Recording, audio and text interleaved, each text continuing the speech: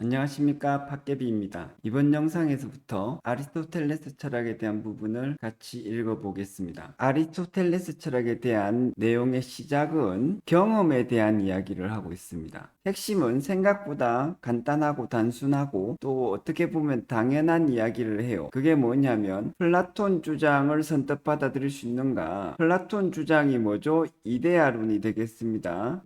플라톤이 유명한 철학자니까 억지로 알아는 듣겠습니다만, 그래도 이런 플라톤의 생각과 달리 우리 마음속에서는 다른 생각이 있죠. 아무래도 일반적인 사물들이 진정으로 존재하는 것 같은데, 게다가 어떤 의미에서는 그것이 더욱 진정으로 존재하고 이데아 같은 것은 조금 세상의 법칙으로서 이데아가 존재하긴 하겠지만, 혹은 최소한 그것과 비슷한 수준으로 일반적인 사물들도 존재하지 않겠나, 이 생각이 있는 것입니다. 평범한 사람의 생각일 수가 있어요. 그리고 철학을 제대로 이해를 하면 이런 평범한 사람들의 생각, 그래서 내 생각, 그것이 중요한 철학자들의 사상과 겹쳐야 됩니다. 유명한 철학자들의 생각 속에서 내가 할 만한 생각을 찾아낼 수 있어야 되죠. 아리스토텔레스 철학에서도 그렇습니다. 그래서 플라톤 철학에 대한 살짝의 거부감, 요것을 이제 이 내용에서 설명을 하고 있어요. 이 설명은 아리스토텔레스 철학에 대한 설명이 아니라 플라톤의 철학에 대한 반감이 어떤 것인지를 설명하는 것이죠. 그래서 우리끼리 솔직하게 생각을 해보자. 요 말이 사실은 제가 여러분들한테 던지고 싶은 말이에요. 아리스토텔레스 철학이 아니라 누구의 철학을 이해하더라도 이렇게 생각해 봐야 됩니다. 솔직하게 내 생각을 말해보자. 우리의 생각을 말해보자. 그래서 그 안에서 답을 찾아보자. 그리고 내 생각이 중심이고 칸트든 아리스토텔레스든 데카르트든 아무리 유명한 철학자가 있어도 그 사람의 생각은 두 번째여야 됩니다. 그것이 진짜 철학하는 방법이라고 저는 생각을 하고 그렇게 배웠어요. 그래서 그 내용을 여기에 설명하고 있죠. 플라톤이 유명한 철학자니까 막지 않을까, 이런 식으로 외워서 공부하는 거, 요거는 제대로 철학 공부하는 것이 아닙니다. 철학의 원래 정신에 맞지 않다는 뜻이죠. 그러고 나면 요 생각을 찾아낼 수 있습니다. 많은 사람들의 생각 속에서 이런 생각이 있을 거예요.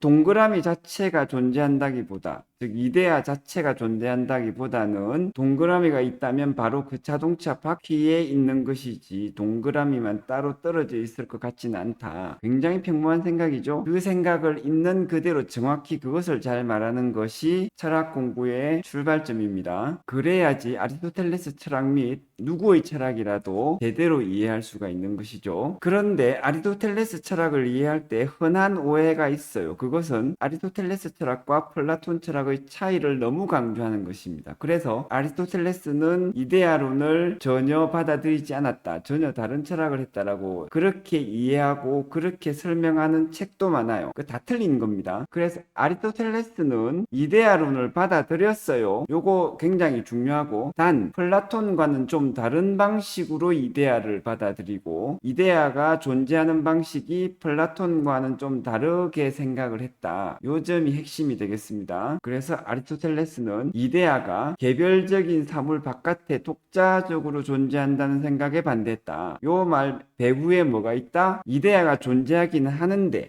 이데아가 존재한다는 것은 플라톤의 생각이죠. 그리고 더 거슬러 올라가서 소크라테스의 철학이라고도 할 수가 있겠습니다. 왜냐하면 소크라테스에서 정의 그 자체, 사랑 그 자체, 영화 그 자체, 이런 것들을 생각을 했으니까요. 그래서 이 연관성, 소크라테스부터 시작을 해서 플라톤, 아리스토텔레스로 이어지는 이 이데아론의 연관성을 이해를 하셔야지 서양 사상 전체를 이해를 하시기가 편합니다. 어쨌든 아리스토텔레스는 이데아가 플라톤이 생각했던 것과는 다르게 개별적인 사물 속에서만 존재한다고 생각했다. 이 차이가 핵심이 되겠습니다. 그러면서 아리스토텔레스 철학을 설명을 하는 책에서 흔히 나오는 중요한 설명이 나옵니다. 사물들은 형상과 진료의 결합으로 이루어진다. 그리고 이 형상은 이데아고 진료는 재료가 되겠습니다. 그래서 아리스토텔레스 철학에는 이데아가 반 이상이 남아있고 거기에 진료가 더 붙었다. 이데아가 사라진 것은 아니다. 요것을 이해를 하셔야 되겠어요. 우리가 이미 대체로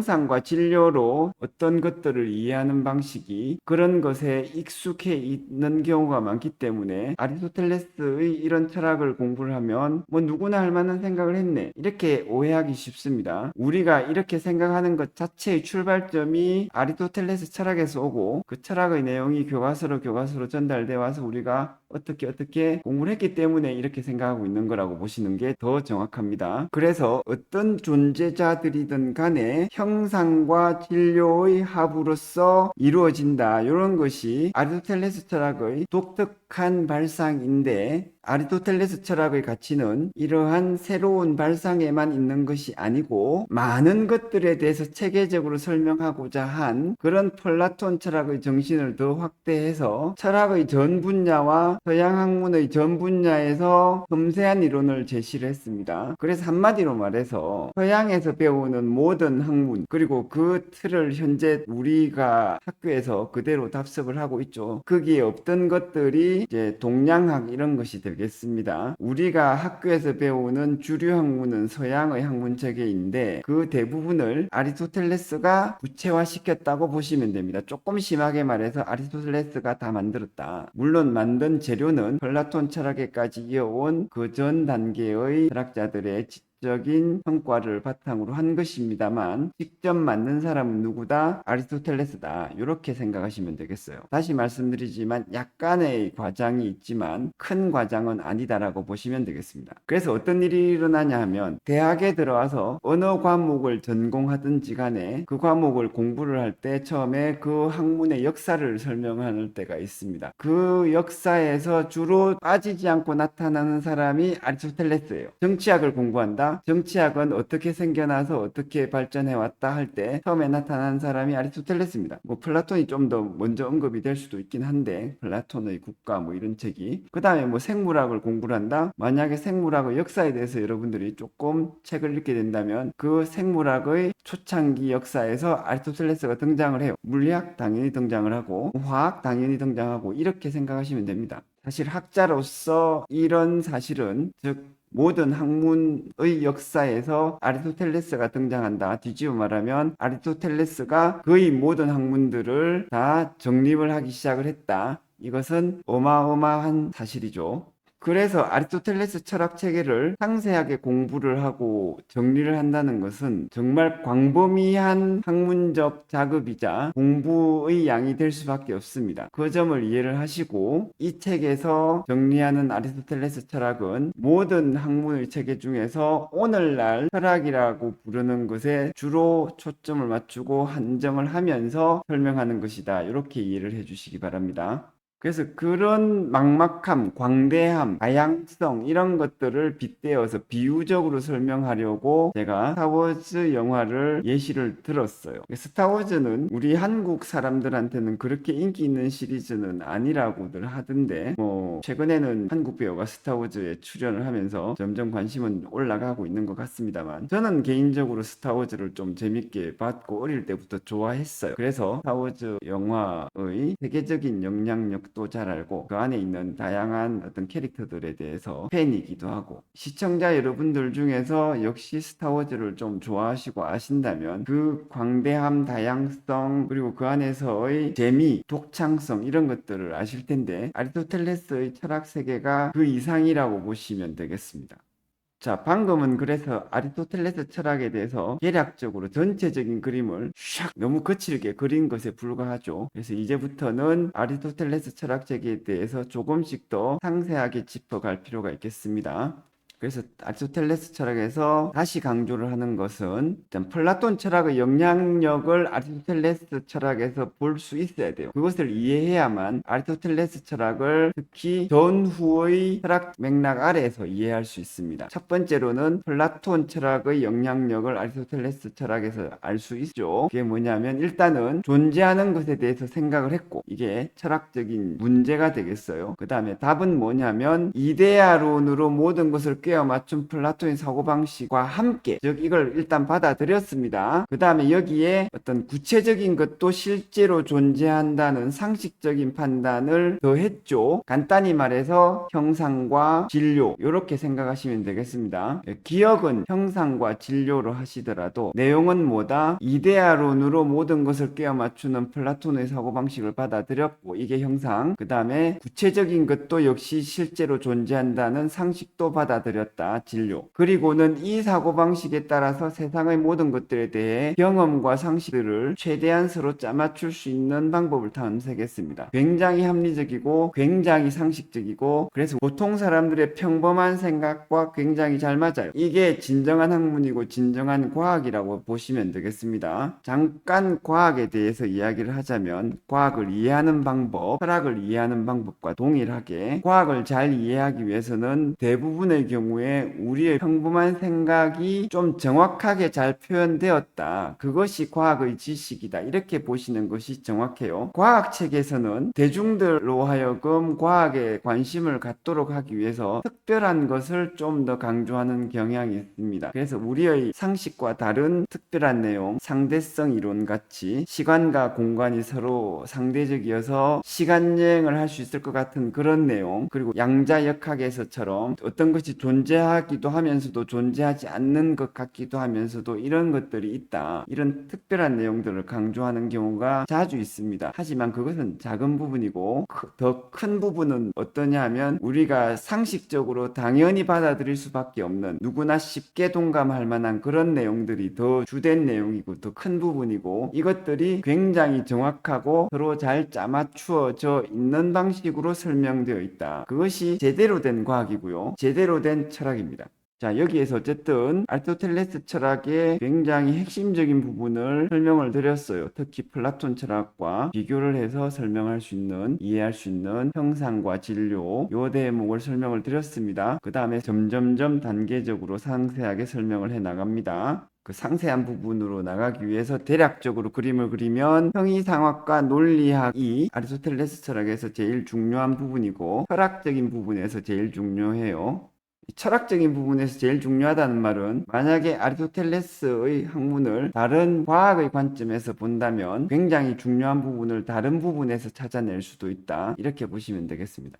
어쨌든 철학적인 관점에서는 형이상학과 논리학이 핵심이고, 이것을 중심으로 존재론과 인식론 그리고 가치론 등을 설명해 나갑니다. 특히 형이상학은 존재론, 논리학은 아리스토텔레스의 인식론의 핵심이라고 보시면 되겠어요. 그리고 형이상학과 논리학이 아리스토텔레스에서부터 나뉘는데, 그 이전, 즉 플라톤 철학에서는 형이상학과 논리학이 섞여 있는 상태입니다. 그 다음에 가치론에서는, 플라톤의 경우에는 가치론이 이데아론과 딱 붙어가지고 이데아론의 다른 측면처럼 보이는데, 아리스토텔레스 철학에서는 가치론이 형이상학과 논리학이라는 아리스토텔레스 철학의 핵심과 조금 분리되어 있어요. 그렇게 이해하는 것이 쉽습니다. 왜 분리되어 있냐면, 아리스토텔레스는 가치론을 억지로 형이상학과 논리학이라는 자기 철학의 핵심에 깨어 맞추지 않고 그냥 사람의 삶을 있는 그대로 보고 합리적으로 생각하려고 했거든요. 그래서 아리스토텔레스 철학 전체가 모든 것이 한 덩어리로 이루어져 있는 그런 느낌이 약합니다.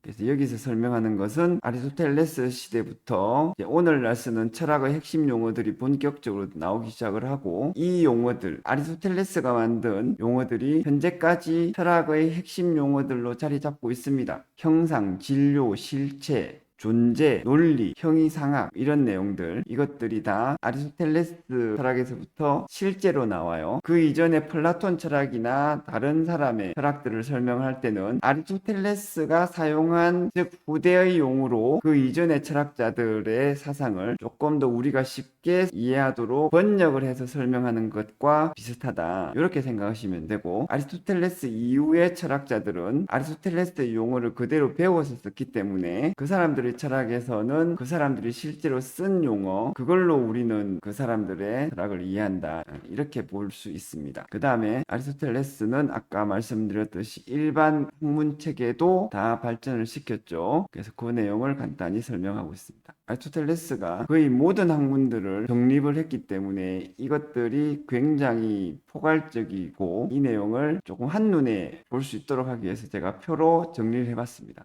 이렇게 이제 조금 더 다시 한 단계 더 아리스토텔레스 철학에 대해서 구체적으로 들어가자면 처음에 관심을 기울일 학문이 논리학이 되겠습니다. 이것이 뭐다? 아리스토텔레스 철학에서 가장 핵심적인 부분이죠. 마치 플라톤 철학의 중심에 이데아론이 있듯이, 자, 이렇게 설명하면 아리스토텔레스는 논리학, 플라톤은 이데아론, 그리고 이것은 어떻다? 다르다. 이렇게 보이기 쉬우나 미리 말씀드립니다. 헷갈리지 마시라고. 이 내용은 사실은 같아요. 대략적으로 같고 논리학이 이데아들을 체계화한 것, 이렇게 보시면 되겠습니다. 아리스토텔레스 논리학은 플라톤 이데아론의 굉장히 정교한 체계화된 방식이다. 이렇게 보시면 되는데 이렇게 설명하는 다른 철학사 책은 잘 없습니다. 제가 오랫동안 철학 그리고 아리스토텔레스 철학과 플라톤 철학에 대해서 공부를 해보고 이렇게 이해하는 것이 아리스토텔레스 철학에서의 논리학을 가장 쉽게 이해를 하면서 동시에 플라톤 철학과 그 전후의 서양 사상의 흐름을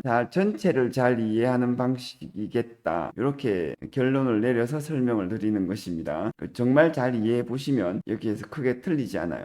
그래서 그 내용을 이렇게 써놨죠. 비유적인 의미에서가 아니라 실제 내용에 있어서 아리스토텔레스 철학의 체계에서 중심이 되는 논리학은 플라톤 철학의 이데아론에 해당한다. 이 문장이 굉장히 중요합니다. 그리고 플라톤의 이데아론은 아리스토텔레스에 와서는 논리학과 형이상학으로 나뉘죠. 달리 말하면 플라톤의 이데아론은 아리스토텔레스 내지는 현대 철학의 관점에서 논리학적인 내용도 있고 형이상학적인 내용도 있다. 뭉뚱그려져 있다. 이렇게 보시면 되겠어요. 그래서 논리학의 역할이 아리스토텔레스에서는 중요한데 중심이라고 보시면 되죠. 모든 철학자의 사상 중심에 있는 것은 객관주의 내지는 절대주의적인 지식체계입니다. 플라톤의 이데아가 그렇고 아리스토텔레스의 논리가 그래요. 그래서 앞에서도 강조드렸듯이 상대주의와의 대결 속에서 철학자들의 사상을 이해를 하셔야 됩니다.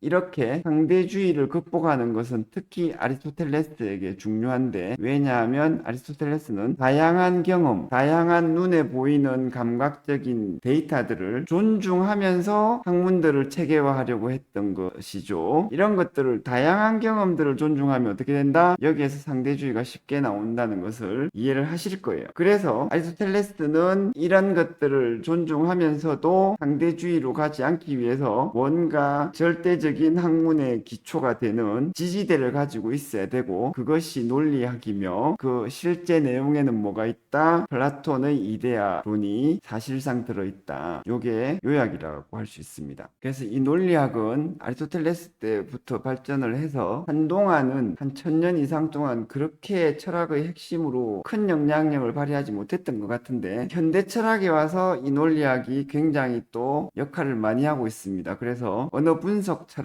이런 것들이 논리학을 토대로 많이 하고 있죠. 역시 수학의 발전, 현대 수학의 발전에 영향을 크게 받고 있어요. 이런 내용은 또 이 책의 끝부분인 현대 철학을 설명하는 단계에서 조금 더 상세하게 설명을 드릴 겁니다. 이번 영상은 여기까지 읽어보겠습니다. 감사합니다.